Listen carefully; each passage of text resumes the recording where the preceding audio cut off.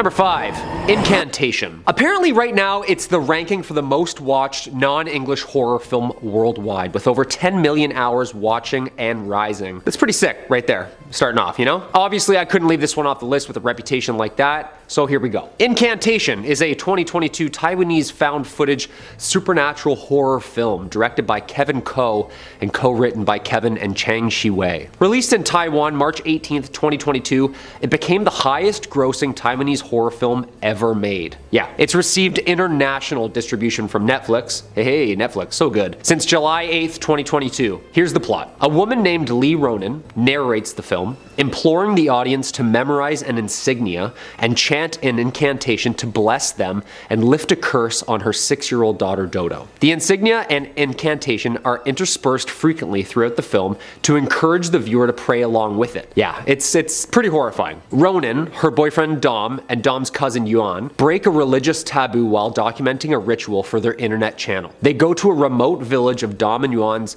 relatives who practice a religion worshipping an ancestral deity called Mother Buddha. The clan asks the three to submit their names with the incantation to Mother Buddha. And here we go. That night, the group spy on the clan performing a ritual where a young girl seems to be willingly prepared for sacrifice. The girl, whose body is covered completely head to toe in runes, was left in front of a tunnel which the clan said is forbidden. Ronan waits for the girl while Dom and Yuan enter the tunnel.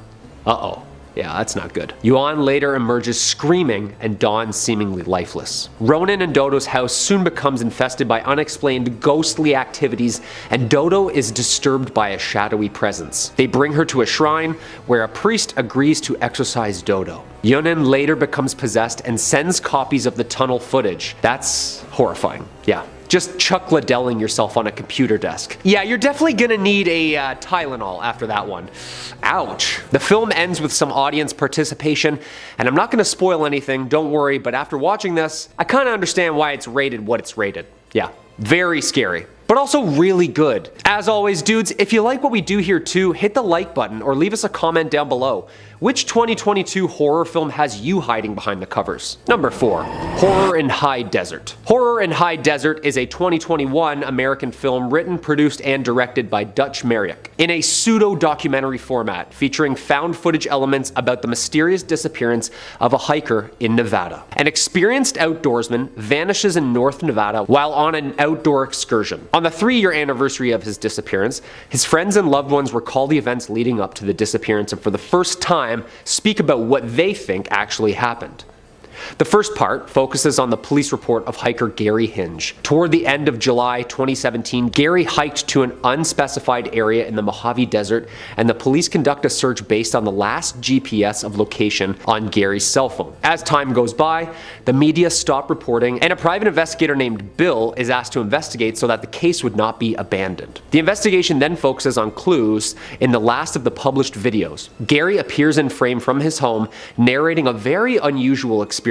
The footage found reveals that Gary was able to find his way back to some mystery cabin. There he hears chanting that seems to be human-like, and he eventually is attacked and the camera stops recording. Reporter and the private investigator speculate that who or what might have attacked the hiker. It is mentioned that the police have made this footage public in the hope that someone in the audience might offer some additional clues, which spark a series of theories such as Area 51, atomic testing, satanic rituals, and of course, extraterrestrials.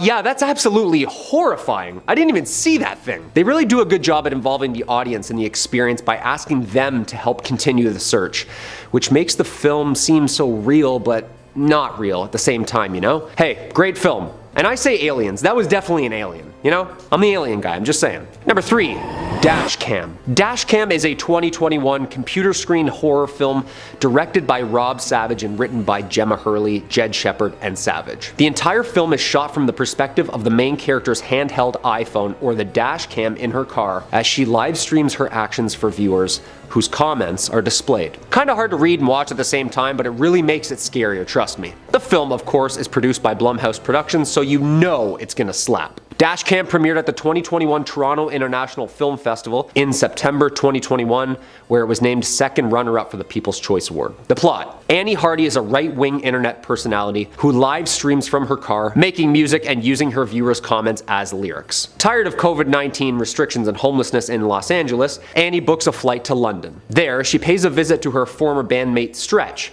who now works as a delivery driver. When she arrives at the restaurant, Annie is surprised to find it abandoned before she encounters the owner, who offers Annie huge money to apparently transport an old woman, Angela, to an undisclosed location. Annie accepts the offer, of course, and drives with Angela while live streaming everything to her fans. And this is where it gets terrifying. Angela then vanishes into a nearby forest, and the group find her standing atop of a tree, to which Angela just floats down to the ground before attacking the group, showing them her supernatural abilities. Angela hunts them down, and after a terrifying scene that I'm not going to spoil, a humanoidish creature emerges out of Angela, where it now hunts for Annie. Okay, Angela, this lady's gonna just take you to some friends, okay? Nope. Yeah, I would be saying a big nope, too. Hell no, I'm not driving some scary old lady in the middle of the night. That's like rookie horror film nonsense right there. Great movie though, great movie. Very scary. Number 2, Spree. Spree is a 2020 American comedy horror film directed by Eugene Kotlyarenko. The gonzo-style satire follows a social media obsessed rideshare driver played by Joe Keery, who we all love. In an attempt to become viral, he live streams himself murdering his passengers. Ooh, it's a challenge of a role, I'd say. The film also stars David Arquette, Kyle Mooney, and Misha Barton. It was executively produced by Drake. That's saying something right there. Spree premiered in 2020 at the 2020 Sundance Film Festival and was released theatrically on video on demand in 2020. The film received mixed reviews, though critics praised Keery's performance and the film's premise. I really like this movie. I think it's a good representation of 2020 culture, you know? With phones in our hand every second, everybody trying to go viral, doing anything you can for clout. This movie does just that. Okay. Here's the plot. A young man named Kurt is obsessed with being a social media star and becoming viral. Kurt finds work as a driver for a rideshare app called Spree, then fits out his car with cameras and begins a new live stream titled The Lesson, where he instructs viewers on how to become famous on social media. Kurt starts picking up passengers one by one and killing them off with poison that he politely offers riders, as well as a bunch of creative clout-chasing performance heinous acts. You'll see. Kurt is then stopped by 2 police officers who grow suspicious of him. It's revealed that Kurt's murders have already become public, with Kurt being nicknamed the Rideshare Killer. After police are unable to identify him, Kurt tries to flee, but he too is pursued by police, forcing him to crash his car through a homeless camp. With Kurt's murders becoming more well known online, Spree is temporarily shut down to allow an investigation to take place. Kurt tries to kill Jessie, the other character, but she pins him to the wall with her car and then in turn takes his phone and continues the social media presence which he started. Jessie then becomes a nationwide star after taking credit for Kurt's demise and capture surrounding the infamous rideshare killer. Yeah, I really like this movie. It's like super campy and over the top.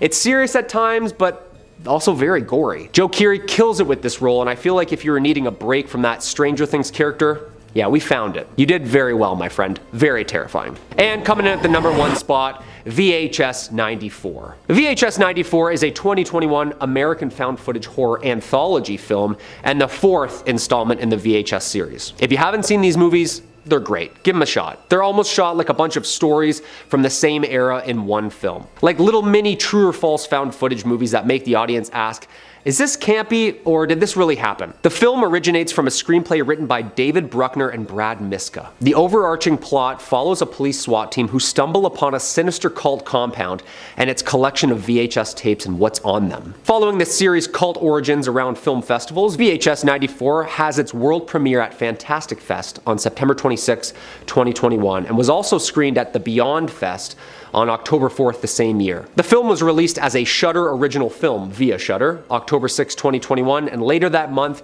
Shudder announced that it had become the platform's biggest movie premiere in its history, with record-breaking viewership numbers. That's awesome. Horror movies? Let's go. It's great stuff. These films are awesome. Okay, here's some plots. A SWAT team gets a tip and investigates a prison cell-like haunted house with various static screens playing different found footage. The first is a Channel 6 news reporter, Holly Marciano, and her cameraman, Jeff. They are filming a story about the Rat Man, a local legend who has supposedly been living in the town's storm drains. After interviewing several citizens who have reportedly witnessed the creature to gain information, the duo descend into the storm drain where they find several homeless encampments. Where they find several homeless encampments. While filming, they are approached by a man covered in black goop slime, and he murmurs, "Ratma." They attempt to flee, but they are captured by other similar residents of the sewers. Yeah, I'm not gonna spoil anything else because I really like the VHS series and the mini stories that they do.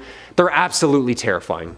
The vampire part is the scariest part. I'm not spoiling anything. Number 5 on this list is SCP-966. SCP-966 is a very disturbing type of creature that needs to be caught. The SCP Foundation describes them as predatory creatures that resemble hairless humans possessing an elongated face with a mouth lined with needle-like teeth. On each hand, they have 5 claws that can be up to 20 centimeters long. Although sharp, these are easily broken, making them unfit for combat. SCP-966's height ranges from 1.4 to 1.6 meters, and they can reach up to 30 kilograms in weight. Physically, SCP-966 are weak, possessing hollow bones and low muscular density. They do not seem to rest through sleep. Instead, they will suddenly cease all movement at seemingly random intervals of time, resuming normal activity 3 to 5 minutes later. Now, those creatures don't sound very appealing to me, and even though they have weak bones, they aren't something that I'd want to have a run-in with by myself. And my instincts hold true because humans are on the menu for SCP-966. The problem is the way that they hunt. Because they're so frail, a head-on attack isn't how they get their prey. They need to be a lot more stealthy. So what they do instead is emit a very high-pitched frequency that won't allow the individual hearing it to engage in any sleep at all. This applies to REM sleep all the way to microsleep. It's said that the range of this high-pitched frequency is 20 meters, and once you're hit with it, there's no going back. SCP-966 will then stalk you until your exhaustion incapacitates you to a point where it can safely attack and consume you. Along with exhaustion, this high-pitched frequency can also bring on vivid hallucinations and sharp changes in someone's temperament. So far, there's been no cure for being hit with this frequency, so even if you're capable of finding SCP-966 and killing it before you get too tired, you'll be doomed to live the rest of your life without sleep, which is effectively a death sentence anyways. Ever since this SCP has been discovered, the numbers have been thinned, but there's still many of them on the loose and at large. Number 4 on this list is SCP-3129. SCP-3129 is a very strange SCP that can't really ever be caught because it's just a phenomenon that occurs. That being said, we need to develop some way to either catch it or stop it from happening because it's very detrimental to our society. There are 3 stages to this SCP. The first stage, as described by the Foundation, is when phenomena invariably focus upon a human male aged somewhere between 40 and 50, hereafter designated SCP-3129-1. SCP-3129 transmissions can vary in presentation and length wildly, but invariably remain on the topic of SCP-3129-1's apparent election bid. No instances of SCP-3129 have been found outside of the continental United States or present in any non-English languages. So stage 1 is basically something that occurs on television and appears to those who are watching. Stage 2, as described by the Foundation, begins after 2 to 4 weeks of exposure to stage 1 phenomena. Up to 8% of viewers will become fixated upon SCP-3129-1. Civilians more politically aligned with the ideas presented in SCP-3129 commercials are more susceptible to infection. SCP-3129 adverts have not shown any overall political bias. Class B amnestics are effective at treating stage 2 infection. Now, the final stage that the Foundation describes is an infection displaying fanatical devotion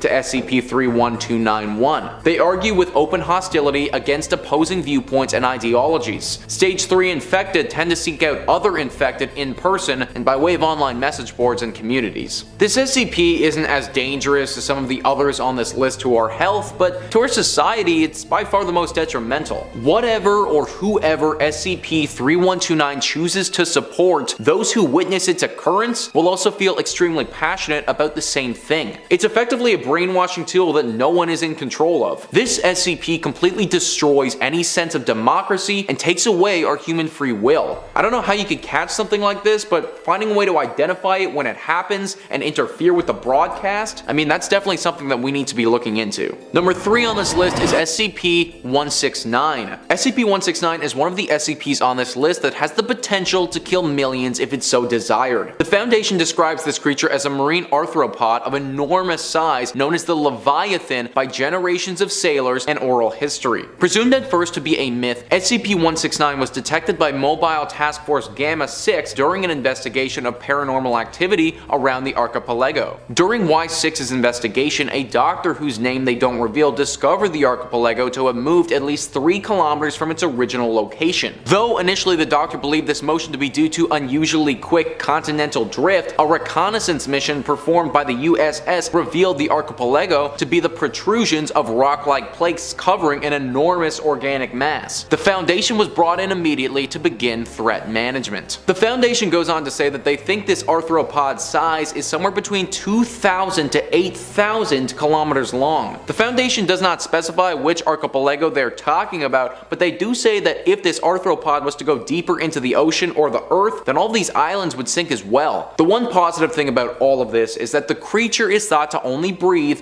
once every 3 months. This has led experts to believe that it's in a dormant state and it's not fully awake right now. If it did ever become fully awake and aware, then who knows what this creature is capable of doing. I live in Ontario, and the north to south distance of this province is 1,691 kilometers, meaning that this creature could be 2, 3, or even 4 times the size of Ontario. I doubt we'd ever be able to fully catch this beast based on how big it is, but some means of containment, I mean, that would definitely be nice. Number 2 on this list is SCP-3310. SCP-3310 is honestly not much to look at all. In fact, it's just a tree stump that's floating in a lake. But it's what that tree stump can cause that makes it so dangerous. The Foundation describes SCP-3310 as a 9-meter tall tree stump floating in Crater Lake. SCP-3310 is anomalously able to float upright with approximately 1.2 meters of the top remaining above the water at any given time. If removed from the water and returned, SCP-3310 will return to this position. SCP-3310 floats around Crater Lake as a result of non-anomalous weather patterns. The restriction of this movement causes 2 distinct and possibly linked anomalous phenomena referred to as SCP-33101 and SCP-33102.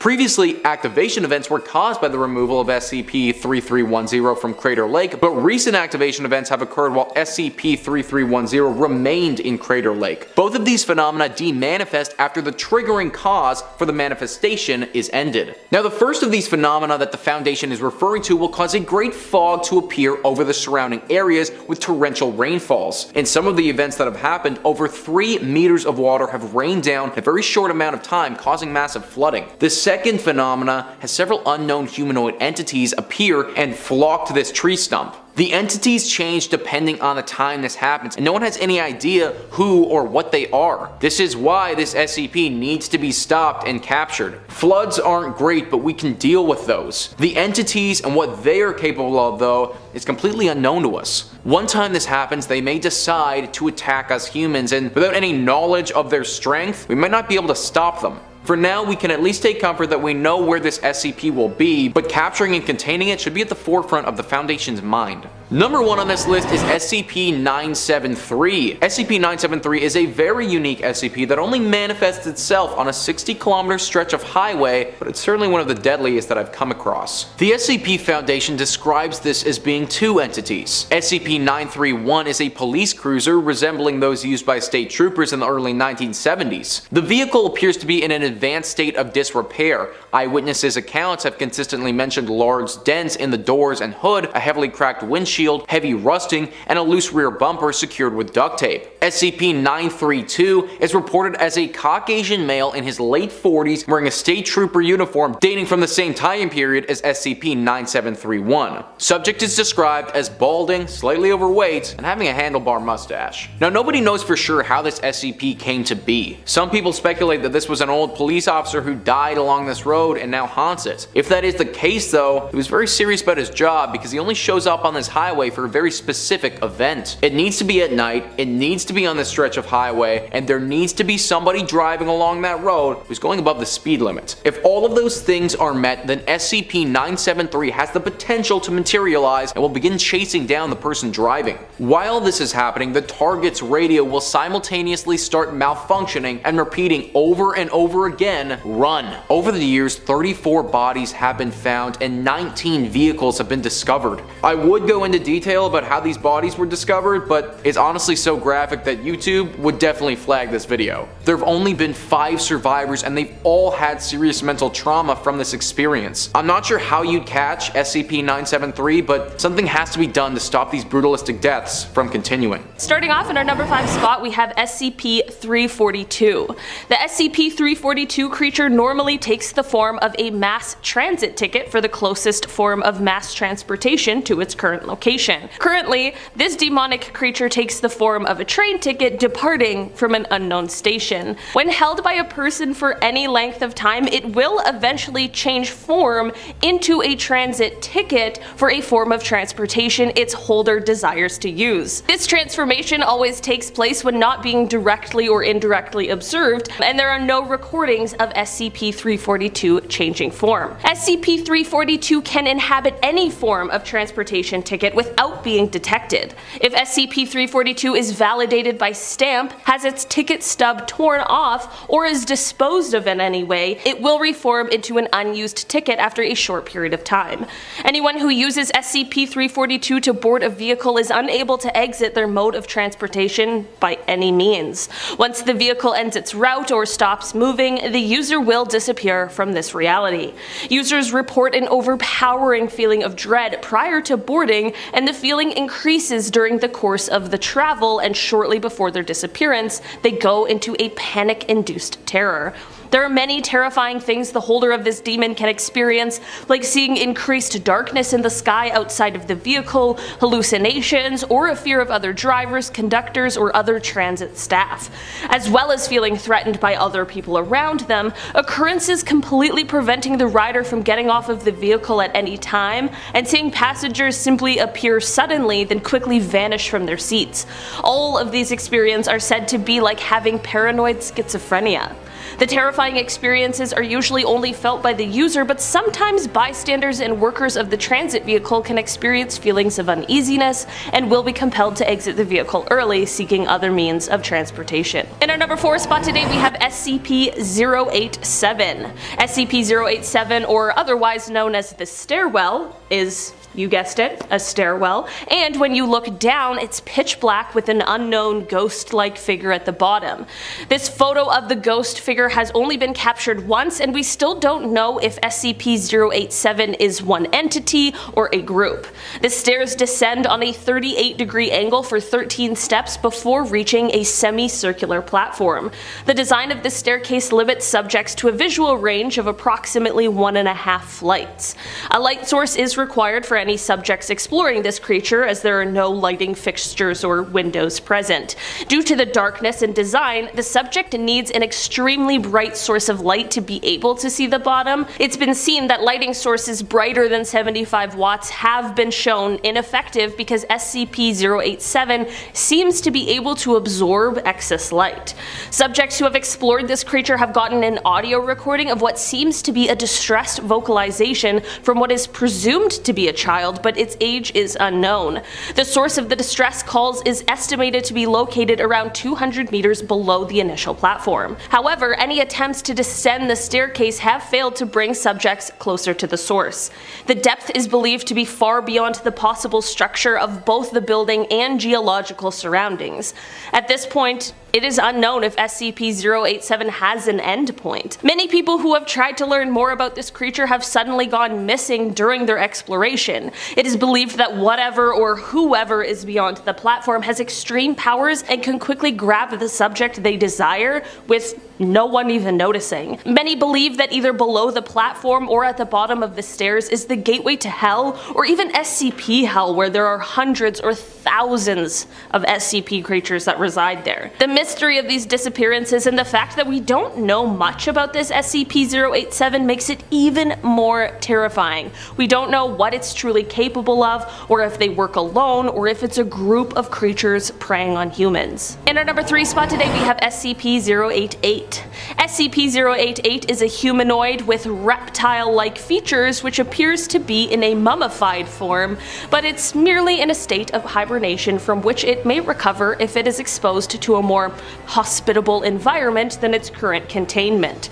Research has indicated that SCP-088 is approximately 6,000 years old and is capable of producing a variety of hazardous biological compounds from its mouth and hands. Some of these substances could be of great strategic value if replicated, but until a means to extract them without awakening SCP-088 is found, research is on hold. This demonic creature is currently sealed in its airtight case 24/7. The case is constructed of transparent acrylic plastic to resist the corrosive properties this creature possesses. This monster has been contained for more than 70 years and has only risen from its hibernation state twice. Each time personnel was exposed to the awoken demon, they experienced a painful mutation, after which they shared the physical characteristics of SCP-088. This creature also has demonstrated the ability to produce potent neurotoxins in liquid and gas form to combat containment personnel. SCP-088 was first recovered around the 1930s from a subterranean complex below Los Angeles, California. The site was originally discovered by a man known as GWS using a device he called a radio X-ray. After mapping a series of tunnels and gold deposits below the city, G declared that he found the lost city of lizard people as described in the legends of Arizona's Hopi tribe. The SCP-088 was recovered with the mummified remains of 23 other beings sharing a similar morphology. However, none of these beings found with this creature were alive, and examination suggests that they may have been originally human or possibly even half lizard, half man.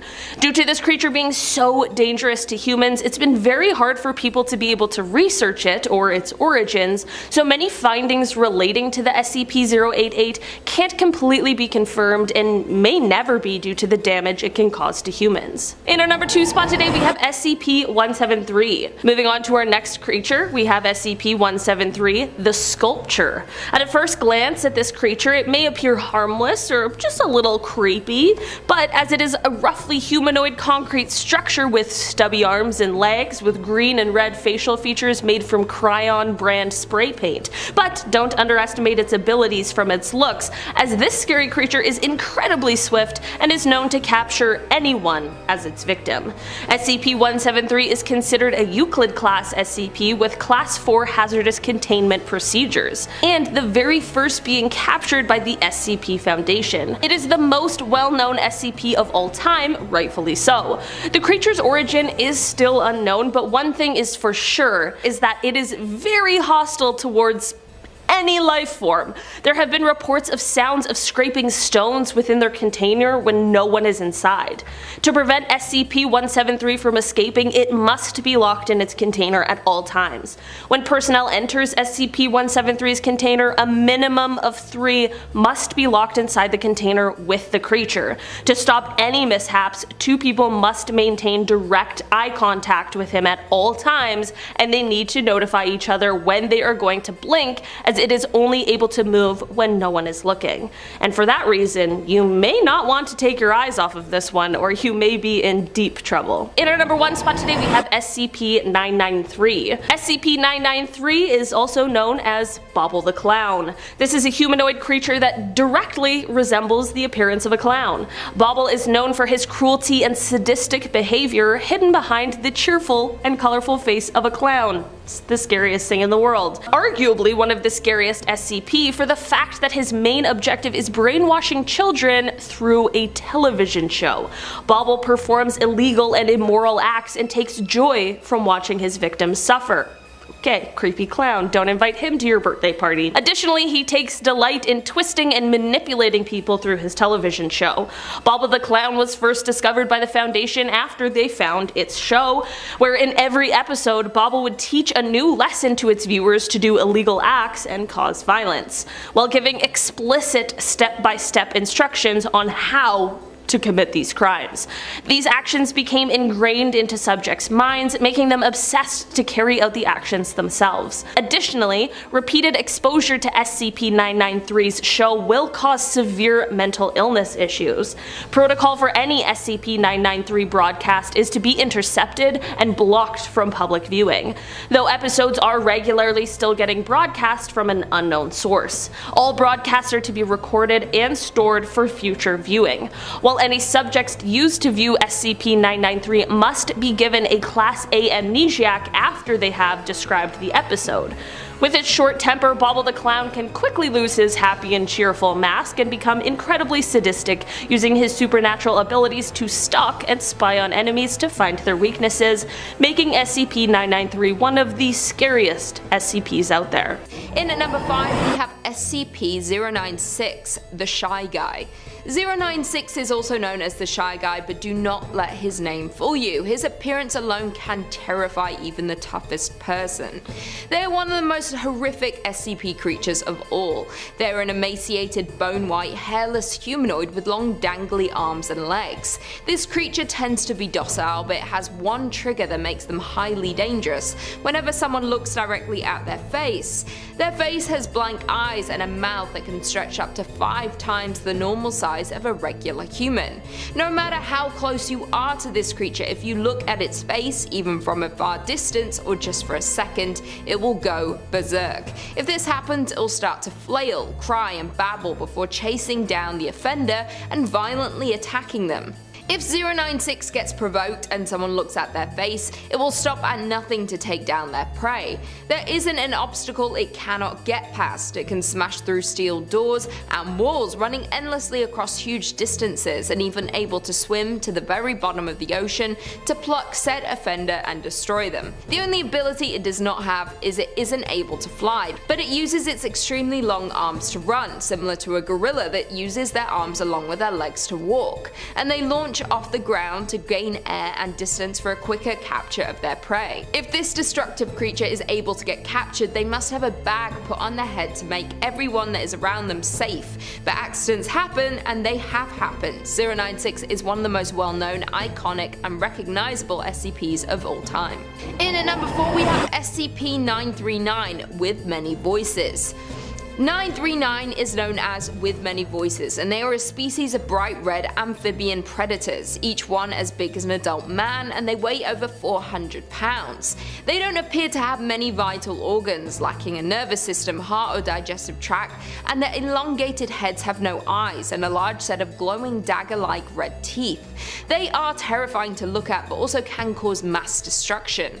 Despite being literally brainless, they are smart due to the way they hunt their prey. They have the ability to imitate the voices of prior victims, usually repeating urgent phrases to lure a good Samaritan to come to their aid and then attack them with their deadly bite. They also exhale an amnesia-inducing chemical, so if anybody is lucky enough to escape being killed and eaten, there is a good chance they won't remember what just happened, and could possibly get fooled by the creature's tricks again. If you ever hear mysterious calls for help, make sure it's not 939, or you will be devoured by this giant red amphibian. They also like to travel in packs, which is even more terrifying, and once they lay eyes on their prey, 939s are persistent and will continue to pursue said prey until they capture them. This monster is believed by many SCP fans to be a version of the devil due to tricking humans into thinking they're innocent, taking advantage of their vulnerability, and ultimately leading to that person's demise. Using their massive mouth and sharp teeth to instantly kill their prey, 939 loves to prey on humans due to the fact that they can trick them so easily, and they can take advantage of people's kindness to lure them in. In at number 3 we have SCP-106, the Old Man. 106, or otherwise known as the Old Man, is a terrifying looking elderly humanoid. Do not let his older appearance fool you, he is deadly. This creature has the general appearance of a human but looks like a rotting or decaying corpse. It is not too agile and can remain motionless for days at a time, waiting for his prey to come to him. This creature is capable of scaling any vertical surface and can remain suspended upside down indefinitely. When 106 will attempt to incapacitate their prey by damaging major organs, muscle groups, or tendons, they then pull prey into its pocket dimension. They prefer human prey from 10 to 25 years old, but if they haven't had prey for a while, they will take anyone or any living thing.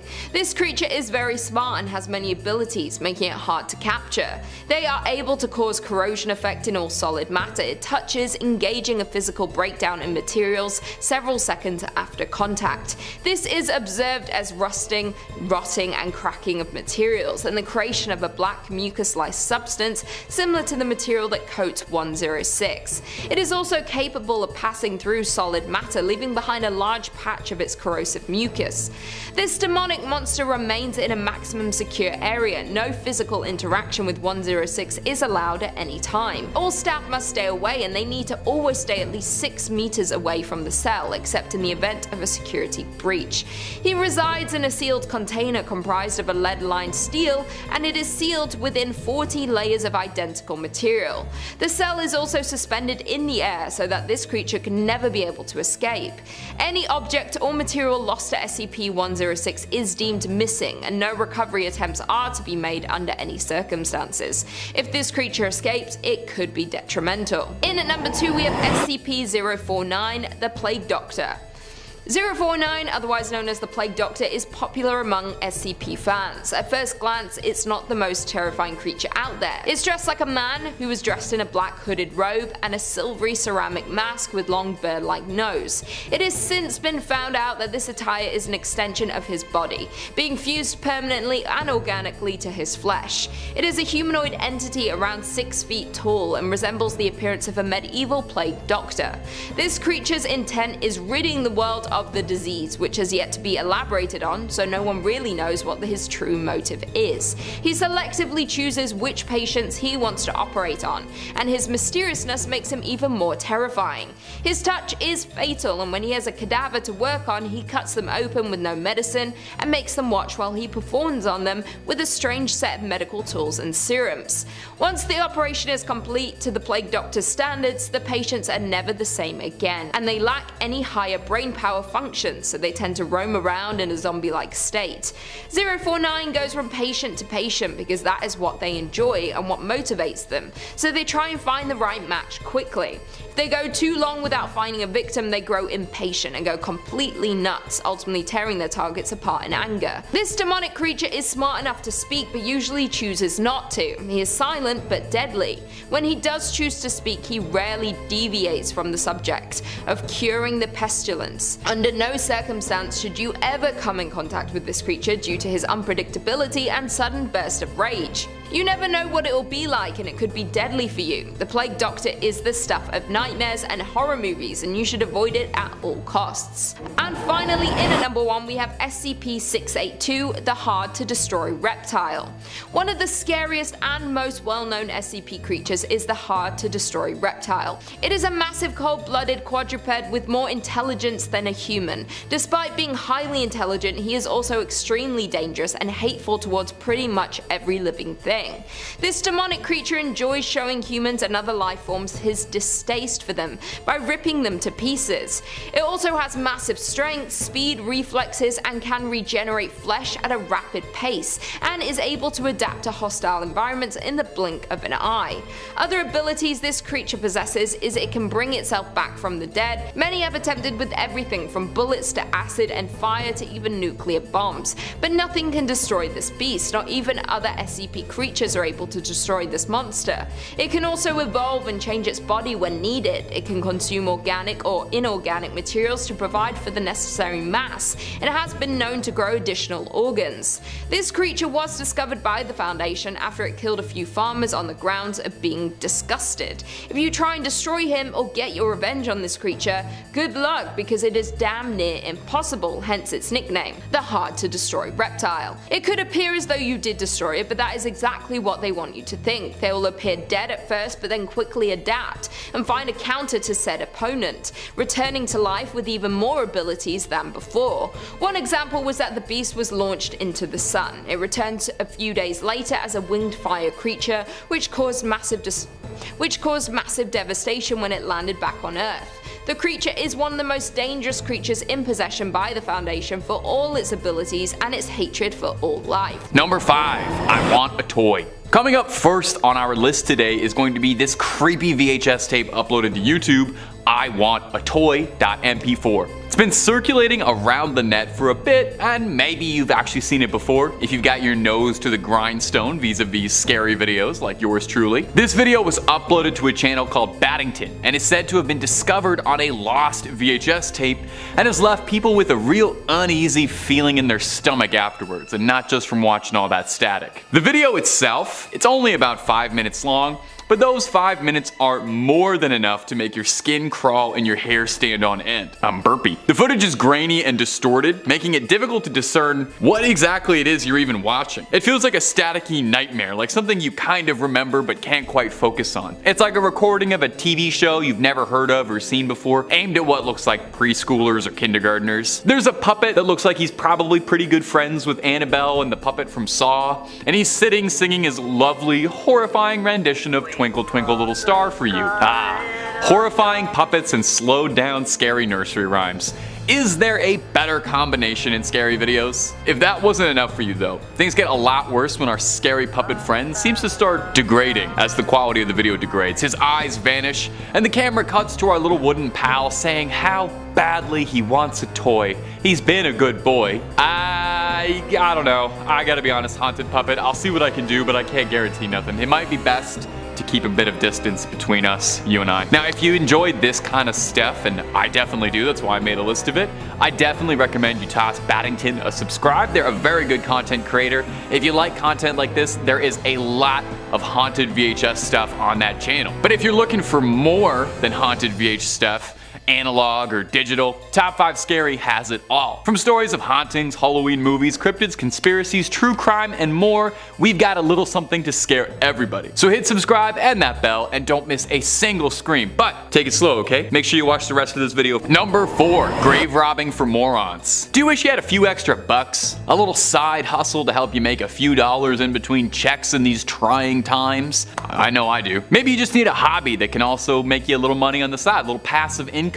Maybe something fun like selling old clothes on Depop, or I don't know, something outdoorsy like grave robbing. Luckily, there's an instructional video you have just got to see. That's our next entry, grave robbing for morons. The video itself is a how-to guide for individuals interested in grave robbing. It provides step-by-step instructions on how to locate and dig up graves, as well as helpful little tips for avoiding detection by the authorities. Now, the video does kind of seem like it might be a joke. It's presented kind of humorous, you know, there's some funny graphics and sarcastic commentary. People for a long time have wondered if the video is real, if this guy's really confessing to a criminal act, or if he's just doing a joke in poor taste. Grave robbing is definitely pretty illegal, but it's also one of those things that's considered like, I don't know, highly immoral, blasphemous, if that's your sort of thing. It's fine to grave rob if you're in like a video game and you're taking Viking gold out of an old crypt, but it's a little bit different when you're cracking open coffins in real life, I would say. Now, some people argue that the video it's just a work of satire, it's just a joke, and you shouldn't put too much stock into a weird video uploaded to YouTube, and that the video might just be a commentary on the whole absurdity of grave robbing as a whole, and this is to discourage people from engaging in the practice. Regardless of whether or not you think it's real or not, it's definitely got a lot of us talking, so it's definitely a videotape that maybe none of us should have watched. Some people believe it should be banned, while others believe it should be protected. That's all I gotta say about that. Number 3, the Paris catacombs. The Paris catacombs really don't need any help being scary. It's a tunnel filled with the remains of hundreds of dead bodies and more bones hanging up than a museum, so even a well-lit guided tour with a stop for some coffee and fancy snacks would probably still leave you a little bit unnerved and scared with just a dash of heebies and jeebies. Oh, if only a nice walk through the catacombs was what I was showing you. Instead, I've got a terrifying video of someone running around the catacombs like they're a first-person horror game. Now, why is someone running through the catacombs? Are they running from something that's behind them? Running in the world's worst marathon? Are they just scared because they're lost and they're desperately trying to find their way to the exit? The camera gets a lot shakier as the video keeps going, and the person seems like they're running faster and faster and getting more and more stressed and scared as they try to find their way out of the never-ending, wet, dark, dank annals of the tunnels below. At the end of the video, the camera drops and footsteps are all you can hear. So we have no idea what happened to our first-person view recording. Now, someone in the comments pointed out that something to keep in mind is that even just on the map presented of the catacombs, you can go from one side of the catacombs all the way to the other. Now, a lot of the public tour is blocked off, but there are spots where you can leave the path and wander into the depths of the catacombs, and they do not advise you to do this. In fact, they would rather prefer that you do not. You can get yourself really lost. Parisian police seal every entrance they find that isn't supposed to be on the tour, which means potentially you could go into one entrance, come back and find yourself in a sealed entrance, and you can do this for miles and miles. Explorers who are familiar with the catacombs say that the depths aren't even slightly mapped out. So there are miles and miles of just unknown catacomb out there. There are ways down no one knows and paths that could lead who knows where. Just hope you're not claustrophobic. Claustrophobic. Number 2, Candle Cove. If you're really tuned into internet horror and creepy campfire stories for a digital age, then perhaps you've come across Candle Cove before. This freaky story in particular actually scared me to my core when I was younger, like really chilled my bones. So it feels very appropriate if I can traumatize a new generation. I love to give back. What can I say? I love to keep the cycle. The legend goes that Candle Cove was a TV show for younger audiences about pirates, my favorite subject, filmed as a puppet show like something like the Thunderbirds. It first popped up on a forum for nostalgic TV, where someone asked if anybody remembered this old show Candle Cove. Tons of users came out of the woodwork to share their stories and happy memories of this silly little show. It was like a group effort, everybody tossing in what little bits of trivia they remembered. But people were frustrated that it was hard to find any footage or like DVD recordings of the show. Well, someone uploaded a clip of Candle Cove and it is pretty darn unsettling. As I've already mentioned, puppets are inherently terrifying, and then you mix in some VHS artifacts, scratching and screaming, and something that's supposed to be innocent turns into a horror show real quick. A lot of the details about the show sound like it was way too scary for its young audience. There's a character named Skin Taker, a skeleton pirate wearing skin, or an episode that was just the puppets shaking and screaming into the camera. Now, where the legend of Candle Cove gets downright horrifying and freaky is that someone in the original forum thread where it was first discovered returned to the post, saying that he met up with his parents and he had asked if they knew anything about Candle Cove or remembered how much he used to love that show. And he was told by his mother she was always confused whenever he would talk about that pirate puppet show, since whenever he'd say he was watching it, he was just sitting by the TV watching static. Oh, still to this day sends a little chill up my spine. They eventually actually adapted the story of Candle Cove into a TV show. I can't remember what the name of it's called, so I probably shouldn't even have included this fucking right now. Maybe done some research. Got all of that. I am who I am. Number 1, Skinnamarink-inspired. This next one is short and sweet and also came out of Baddington's channel. 2 shoutouts in one video. Wow, we're gonna have to cut this guy a check. Well, when you're making some of the best scary VHS content out on the web, you can expect more than one shoutout in a video. This video is very short but spooky. Inspired by the sleeper indie horror hit Skinnamarink, this short video focuses in on an animatronic bear, one that I'm sure fans of indie horror PC games will instantly recognize. Much like the movie Skinnamarink, the clip really lets the tension and horror build up before unleashing a torrent of jump scares on you, and then fading out on a blurry, out of focus image of the bear from before, lingering on you and staring right into your soul. And I don't know when else I'll get a public platform for this, but please watch Skinnamarink if you like this sort of thing. If you like spooky VHS horror, that's literally what the whole movie is, and it's a Canadian indie horror movie, so by Canadian content regulation regulations, I have to mention it. Number 6, the bonus haunted video. I know, a 6th entry on top 5 scary? What is he doing? He's letting the power go to his head. I know this is top 5, but I found a 6th one and it was just too good not to include. The story about it was amazing, the footage itself is horrifying, and I think you'll agree with me for including it. If you found a videotape that had a mysterious blank label reading "surprise," would you watch it? I feel like a lifetime of studying horror films has prepared me to know better than to do anything so stupid. Well, in 2018, a software engineer named Foon Turing discovered a mysterious VHS tape in a charity shop in Milpitas, California. The tape looked old, definitely a few decades at least, with a worn out sticker on the front reading "surprise" and a smiley face, looking like a prop out of a horror movie. It looked like the thing that has the girl from The Ring on it. Most of us probably would have chucked that into a dumpster and set it on fire, but Foon is braver than most of us, took the tape home and popped it into an old VHS player. We got the footage, and I'm gonna warn you, there's a reason I saved this for the end. Please don't write the channel and complain if this was too much for you. It's pretty disturbing. I'm sorry, I hope that wasn't too much, and I hope you're not let down. Number 5, The Last Broadcast. This 1998 American horror film, written, produced, and directed by Stefan Avalos and Lance Wheeler, tells the story of a documentary filmmaker named David Lee and his investigation on the fact or fiction murders, in which got him convicted in a 1995 case, apparently with the murders of his team one night during an expedition to find the mythic Jersey Devil in the Jersey Pine Barrens. The film is shot mockumentary style and employs the found footage technique. The film is believed to be the first full-length feature film shot and edited entirely on consumer-level digital equipment. And on a budget too. I love this. I'm all here for it. Main character Lee seeks to discover the truth behind these killings while making his documentary. 4 men go to the Pine Barrens, where a psychic leads them to the apparent site. During the hunt, they broadcast a live show simultaneously via TV, internet, and amateur radio. They enter the Barrens, but only one emerges alive, as the others are brutally murdered. The likely suspect would appear to be Stephen. Oof, spooky. Seward, the only suspect, is then charged with the murder of his team. During his murder trial, Lee receives a box containing a damaged videotape reel, which he at first assumes is the tape from the team. With the murders caught on the tape, a blurred image of the real killer is seen, and is shocked to discover that the killer is the filmmaker himself, Lee. This is a great one. I really enjoyed this movie. It's low budget, young artists.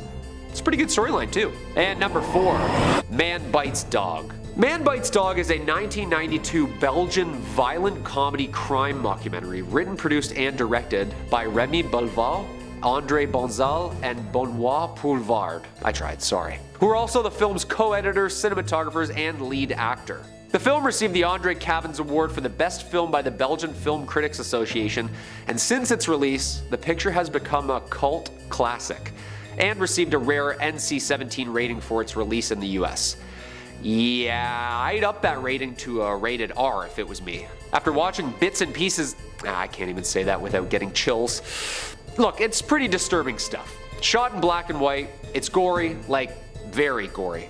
Like if Tarantino made a gory snuff film. Yeah, I actually can't even put a clip into this because the found footage parts are way too disturbing. The film follows a crew of filmmakers following a serial killer, recording his horrific crimes for a documentary they are producing. At first though, dispassionate observers, they find themselves increasingly caught up in the chaotic and nihilistic violence, eventually becoming accomplices themselves. Ben, a witty, charismatic, and an easily enraged sadistic serial killer, takes the filmmakers and the crew to witness and watch the murders, explaining why, how, and when he chooses his victims. The viewer witnesses this grisly killings and crimes in graphic detail. The camera crew becomes more and more involved with the murders and even help Ben. During filming, 2 of Ben's crews are killed by Italian mobsters, and Ben and his crew have fun taking turns as they shoot the rival crew members while recording the entire process. Like I said, it's gory. Tons more gruesome killings, and Ben is finally arrested, but then escapes. At this point, someone takes revenge on Ben, and he finds his girlfriend and family all disturbingly murdered in revenge. The camera crew and Ben are all ambushed and shot by the rival mobsters. After the camera falls, it keeps running, and the film ends with the death and of the fleeing of the suspects. Only watch this film if you can stomach disturbing scenes. Trust me, it's pretty visual. Number 3, Creep. Creep is a 2014 American found footage psychological horror directed by Patrick Bryce and is filmed as found footage and does the genre well. Bryce portrays a videographer assigned to record an eccentric client insisting on filming numerous videos for his future unborn kid. Creep was inspired by Bryce's experiences on Craigslists. Bryce and lead actor Duplass refined the film story during filming, which resulted in multiple versions of each scene and several alternate scenarios and endings. Struggling videographer Aaron accepts an assignment to travel to a remote cabin where he meets his client Joseph, who explains he has an inoperable brain tumor and is expected to die before his pregnant wife gives birth. With this, he wishes to have Aaron record a video diary for his unborn child, and throughout the videos, Joseph demonstrates behavior that makes Aaron a little uneasy, which leads in Joseph confessing some pretty heinous stuff to him. As an increasingly freaked out Aaron intercepts a phone call from Angela, who's actually Joseph's sister, and warns Aaron to escape. Joseph then attempts to stop Aaron, leading to with Aaron escaping. Then, at home, Aaron starts receiving items in the mail from Joseph, including a recording of Joseph digging a grave. Creepy. A DVD is then sent to Aaron offering an apology in a public setting, which Joseph then kills him from behind with an axe. Spoiler alert, Joseph, now calling himself Bill, later receives a phone call from his newest target as he places a DVD of Aaron's murder alongside recordings of his past victims. That's scary. Yeah, I saw a play about a gruesome Craigslist ad once. They can get pretty disturbing. The film is widely known as one of Netflix's best found footage genre movies, and there's some great jump scares in there for you. Check it out yourselves. Number 2, UFO Abduction, the McPherson Tape. UFO Abduction, also known as the McPherson Tapes, is a 1989 American found footage sci-fi horror film written, produced, and directed by Dean Elialto. The film focuses on a family who are being terrorized by extraterrestrials during a birthday celebration.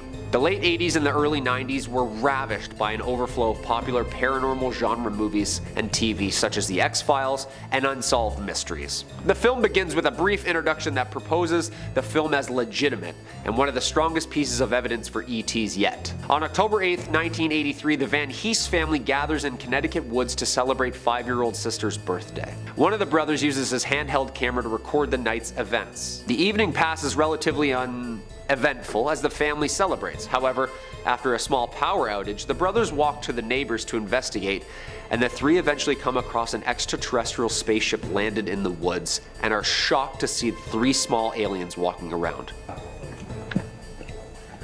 Oh my god. Oh my god. Holy sh. Holy. Yeah, that's creepy. They flee in a panic after the aliens notice them. Yeah, I would too if I saw them just walking around the forest. They return to the house and load shotguns, but are divided on whether they should remain in the house or leave. Classic horror movie move. After a while, they assume the visitors have left, but notice all their watches have stopped. They conclude the party, but are terrified as the aliens attempt to enter the house through the windows and chimney. Eric, one of the brothers, shoots and brings an alien's body inside the place and puts it in the back room. After securing the house once more and turning up the radio to block out the voices, the others finally convince Michael, another brother, to put down his camera and resume their card game. From its position across the room, the recording camera glitches and records what looks like 3 small gray aliens emerging from the back room. The tape ends as the aliens close in on the family. The film claims that the Van Hees' whereabouts are still unknown and that viewers should contact the producers if they have any information. Look, I'm the guy who wears the tinfoil hats. This is pretty good. I liked it. The footage from the woods, the small creatures, the Project Blue Book warning at the beginning of the film. It's a Sci-Fiers Friday night. Great film, and short, only an hour. And coming in at the number 1 spot, the Texas Chainsaw Massacre. The Texas Chainsaw Massacre is a 2003 American horror film starring Jessica Biel and R. Lee Ermey. Its plot we're probably all familiar with if we've seen the numerous takes on this classic movie. It follows a group of young adults traveling through Texas who encounter Leatherface and his murderous family, a remake of Tobe Hooper's 1974 film and the 5th of the franchise. Erin and her boyfriend and friends are on their way to a Lynyrd Skynyrd concert in Texas. While driving through Texas, the group picks up a severely traumatized hitchhiker walking in the middle of the road. After they talk with the hitchhiker, she takes her own life with a concealed pistol. The group contacts police where they are led to an old plantation house where Thomas Hewitt is waiting, also known as Leatherface. Aaron escapes and heads towards the woods, but Leatherface, armed with his chainsaw, follows each of the concert-driven friends one by one in an all-out slasher gore fest. Yeah, I watched this movie when I was 11 years old. No wonder I can't sleep at night. Aaron escapes into the woods with Leatherface chasing close behind her and her friends, but she eventually injures him and halts the pursuit. Leatherface suddenly appears in the road and slashes the car with his chainsaw, but Aaron manages to escape. 2 days later, 2 investigating officers are killed by Leatherface while doing a crime scene investigation of the Hewitt home, and the narrator states that this case still remains open. Come on back here, follow me.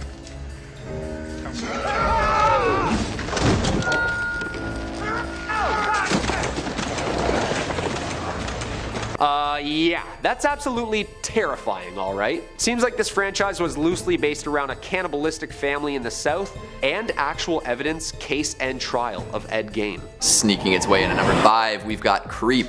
This flick breaks it down to the bare essentials. 2 dudes and a camera. That's all you really need to make a found footage horror movie. No big set pieces, no funky twist, no need for monsters showing up at the perfect time for nobody in universe to notice, just a maniac and a weirdo videographer and the things they do. It's simple, and it works so well. We open on a videographer being hired by a strange man who claims to have a terminal illness. He wants to record some videos for his unborn son, kinda like how every dad with a secret records stuff for their kids. Hey kiddo, if you're seeing this, I'm probably dead. Haha, classic dad, right? Well, the haunted family heirloom is buried beneath your dog's grave, etc, etc. You get the picture. So as these 2 men are trying to figure each other out, some dark secrets are revealed. Wolf masks are found, Benadryl is put into whiskey, the man with the illness isn't who he said he was, and more. It's actually all very effective, thanks largely in part to 2 excellent performances put on by Mark Duplass and Patrick Bryce. At times it's tough to decide who the real creep is. The videographer has plenty of oddities about himself as well. Everything seems to have a double meaning and nothing stays certain for long. Well, until it does, but we won't go there. Creep is a fantastic example of how to make something super simple work. 2 characters and minimal unexplainable action prevents the flick from falling into the "oh man, something is happening, let's see how all my friends are reacting" trap that a lot of found footage is so fond of. It was even good enough to warrant a sequel, and apparently a 3rd's on the way. You go, Creep. Twirling in at number 4, we've got VHS. I love Bloody Disgusting.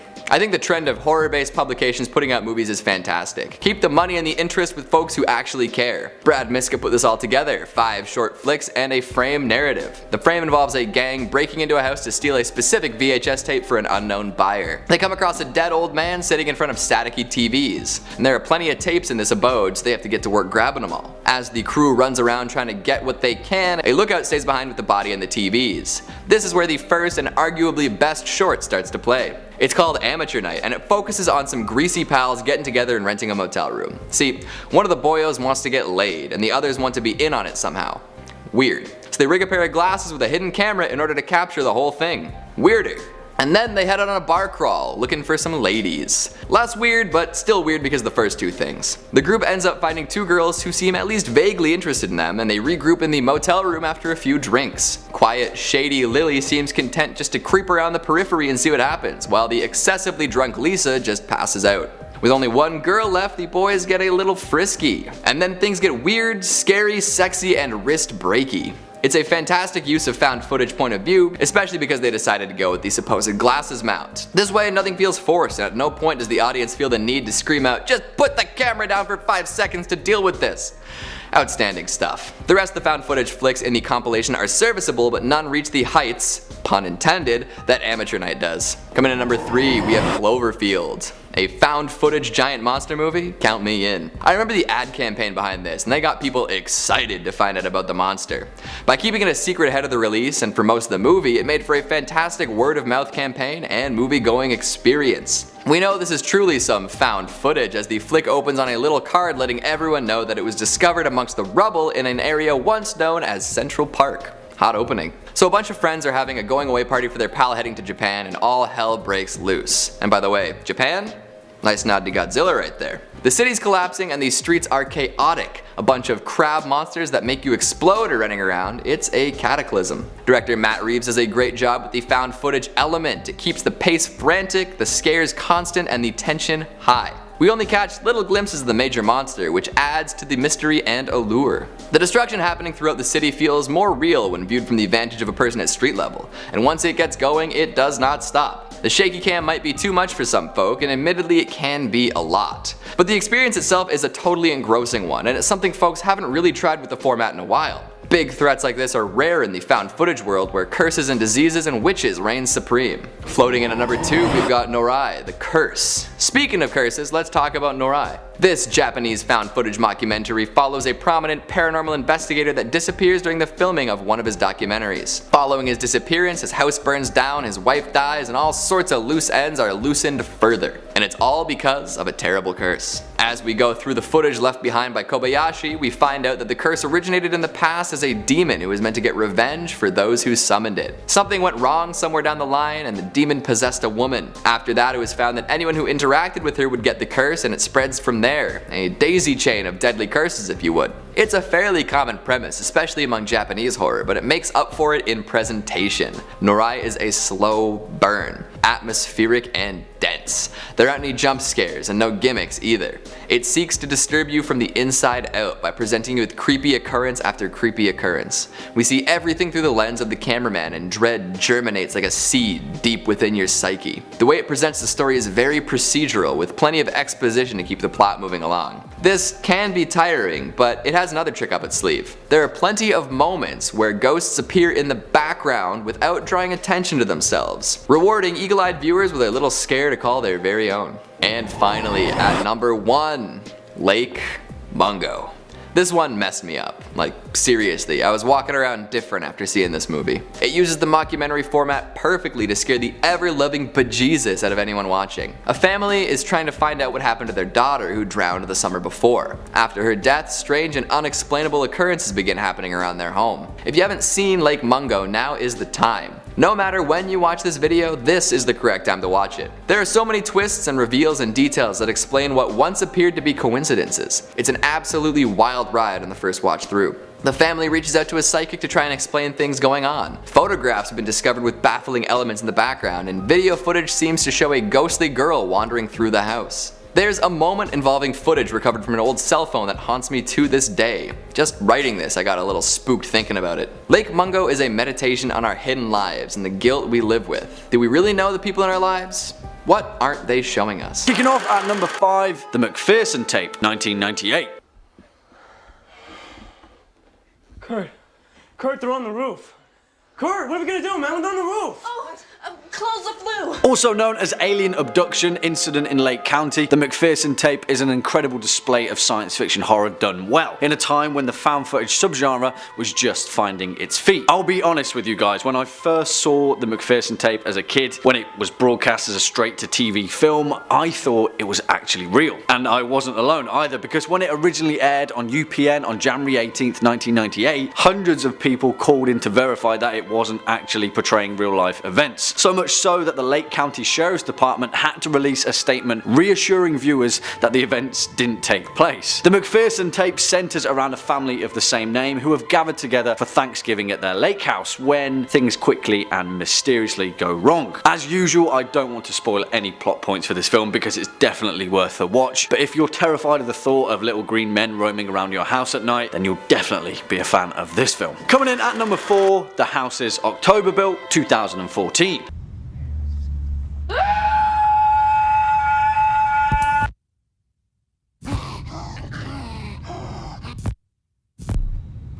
And yeah, this film is great fun and so damn creepy for the most part. Directed by Bobby Rowe alongside hit producer Steven Schneider, the man behind the original Paranormal Activity, Insidious and The Devil Inside, The House's October Built is a fantastic spin on the found footage genre and features some genuinely terrifying set pieces throughout. It gives you that weird sense of dread that the subgenre tries so wholeheartedly to capture, but this film does it to perfection in parts. The House's October Built focuses on a group of friends, all horror fans may I add, travelling throughout southern USA in the lead up to Halloween. They've got an obsession with live action haunted house attractions, and the film plays out as a kind of mini road trip, ramping up the fake scares as it plays out. But, well, the fake scares quickly turn into real scares, and the second half of the movie really manages to turn up the heat. The strength of this film is how personal it feels. There's no wider scope other than the events that unfold before us, and it's backed up by a genuinely believable cast and likeable characters, which makes the ending that much more bleak.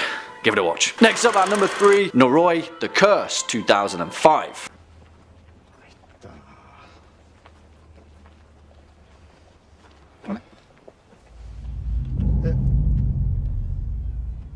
this is for sure an interesting film, to say the least, and it's a welcome sore thumb in the world of Japanese horror. It comes from renowned director Koji Shirashi, who's made quite the name for himself as a found footage auteur, with films like Occult and Shirome, a departure from the short, unsettling style often found in J-horror. Noroi is perhaps the best example of his work, and it stands out as a slow-burning mockumentary of paranormal investigation in Japan. Noroi features an absolutely mammoth task, interweaving several storylines that lead up to a deeply disturbing ending. For the most part though, it focuses on Masafumi Kobayashi, a paranormal expert famous for uncovering supernatural mysteries, and his investigation of a strange woman and her young son. It manages to give us just enough to keep the mystery going, and I don't say this lightly, pretty much every scene is unsettling as we quickly realise that there are much more malevolent powers at play. Swinging in at number 2, The Blair Witch Project, 1999.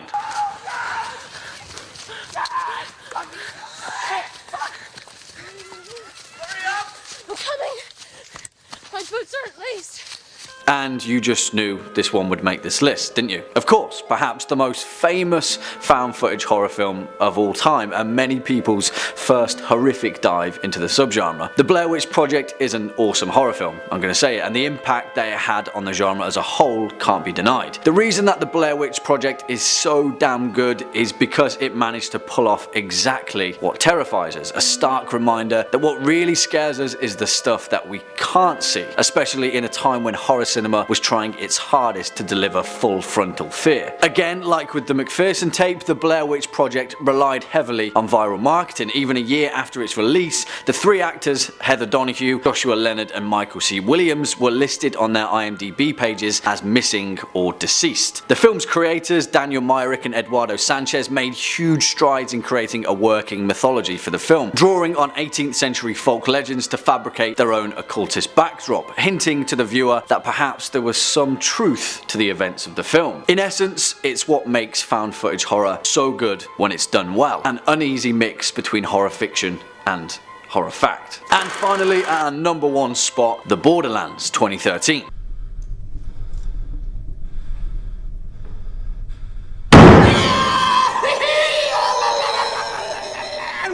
Also known as Final Prayer in the US, but come on, the original title is so much better. The Borderlands is a 2013 British horror film written and directed by Elliot Goldner in his directorial debut. I'm going to say it, this film is awesome for many reasons, but the main reason is that it answers a question that somewhat mires the believability of found footage horror. Why are they still filming? Well, The Borderlands has a pretty decent answer for that. 3 men who were sent by the Vatican to provide evidence of demonic occurrences in a remote church in rural Britain. I really don't want to spoil anything in this film because I sincerely urge you to watch it if you haven't, but in my opinion this is one of the best found footage horror films of recent times. It's equal parts The Wicker Man and equal parts The Exorcist, and it's an awesome display of British folk horror, an emerging subgenre that is really hitting the mark for this particular horror fan. Really guys, I can't say much more other than just watch this one because it's really 5 Grave Encounters.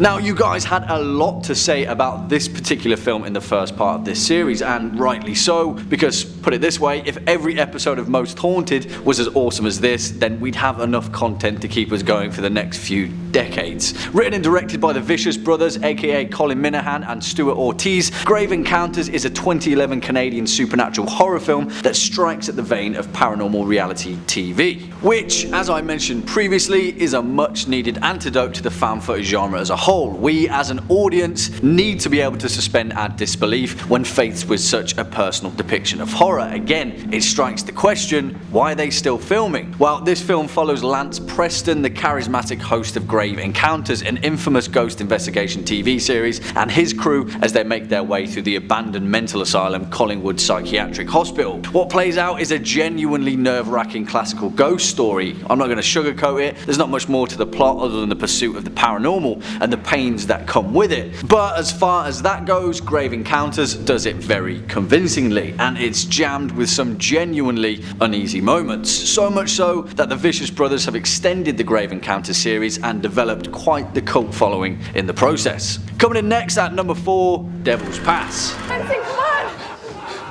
Come on!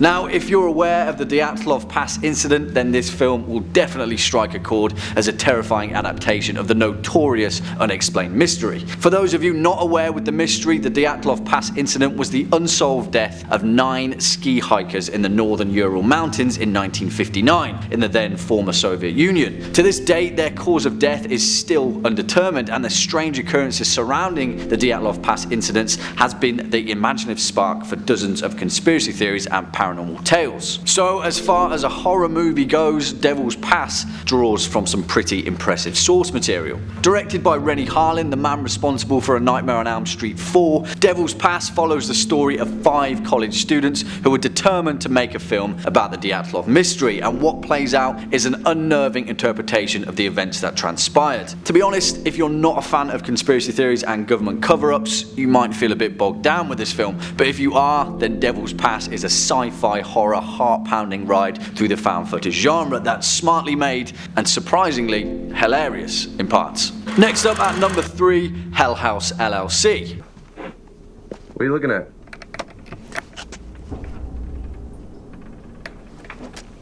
Holy got me, man.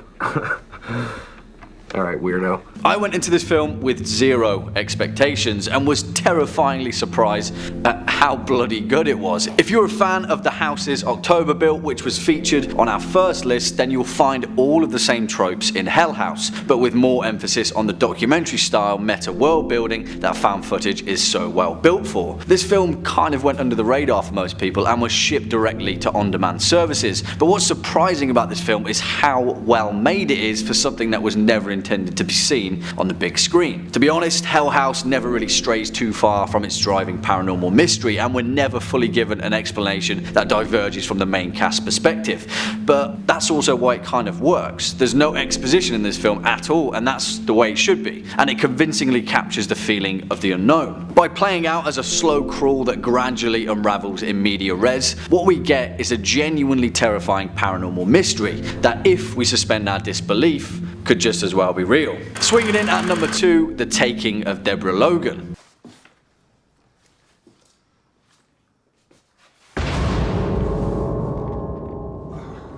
Hey, letting all my heat out.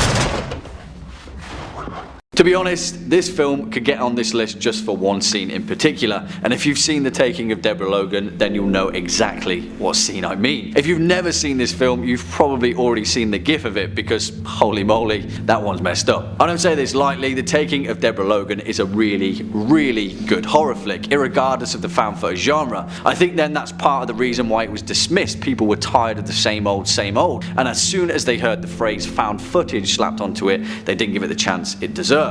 But what they would have found is a convincing display of found footage horror at its best. Directed and co-written by Adam Robitel, The Taking of Deborah Logan follows a documentary crew who are making a research film on patients suffering from Alzheimer's. Their subject is Deborah Logan, an elderly woman with an aggressive form of the disease, but as the crew quickly realizes that prognosis is pretty far from being correct, and there's something much more sinister at work. One of my favourite parts of this film is Gavin, who, after finding out that there's ritualistic murders involved, he just straight up quits on the spot and leaves. I love it, and we never see him again. He's just straight up gone, living his best life. Remember guys, if you ever find yourself in a horror movie situation, be more Gavin. And finally, at our number 1 spot, The Tunnel.